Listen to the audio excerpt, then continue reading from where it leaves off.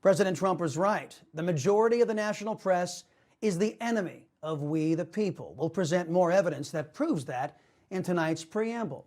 The founders of this nation knew that a free and fair press was a vital check against abusive government. A good and well-trained journalist will check his or her personal biases at the door and report facts about any given story. Today's press, corrupted by liberals in corporate America and the even more corrupt higher education system, have taken down these barriers of fairness. Instead, so-called reporters have been molded to be activists.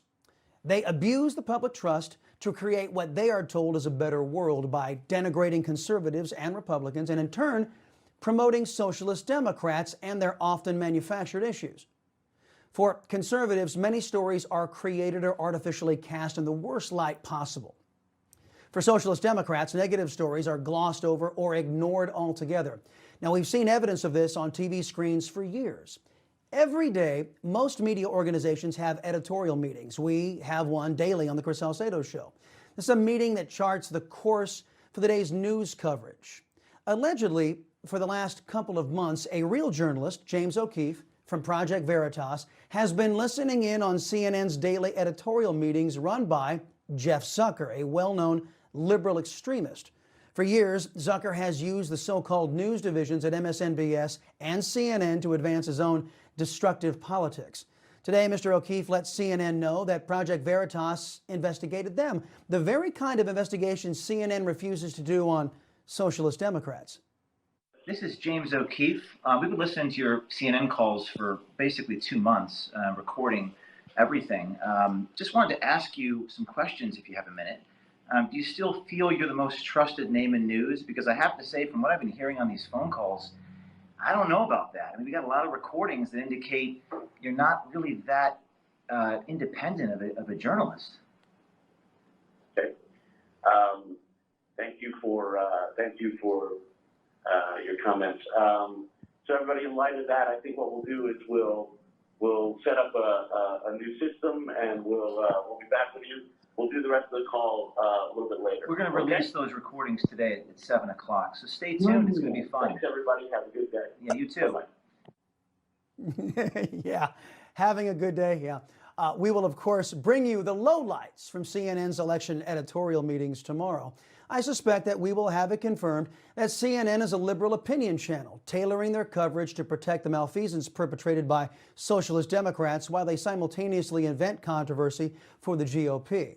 What we won't hear is news. Case in point, CNN has been one of the media outlets that has come very close to holding communist China blameless for over 275,000 American deaths, allegedly from the China virus.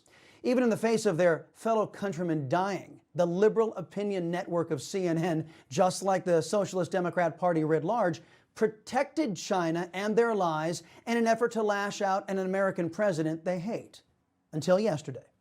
We have some breaking news for you in our world lead. CNN has obtained leaked documents from inside China, documents that reveal the missteps and the chaos of the Chinese government's early response to the coronavirus pandemic. The documents are from Hubei province, home to the city of Wuhan, where the pandemic is thought to have started. They show authorities released misleading public data on the number of deaths and the number of cases. They took, on average, 3 weeks to diagnose a new case and much more.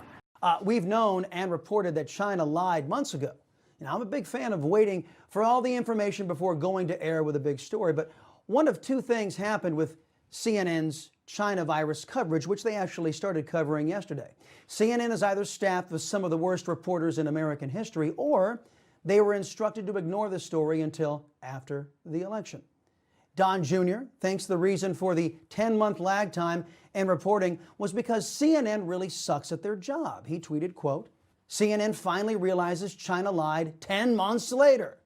The mockery continued, courtesy of Mike Hahn, director of social media for the Trump campaign. He tweeted, exclusive, China lies, CNN shocked. And Steve Krakauer, a former CNN employee, thinks CNN sacrificed their news credibility to slant the election, writing, quote, the kind of story that gets published on November 30th, but not on October 30th. During Barack Obama's occupation of the Oval Office, trust in government plummeted to record lows. That loss of trust was earned because Liberals lie and sacrifice the well-being of our nation to advance their own destructive politics and policies. The loss of trust in CNN and other left-wing media agencies is a result of the same thing. No wonder Newsmax TV is ascendant in the ratings. You just watched Newsmax TV, America's fastest growing cable news channel, now in more than 70 million homes. You can get Newsmax TV on your cable system or check your cable guide. And if your system doesn't carry Newsmax, call them, tell them you want Newsmax TV, because we're real news for real people.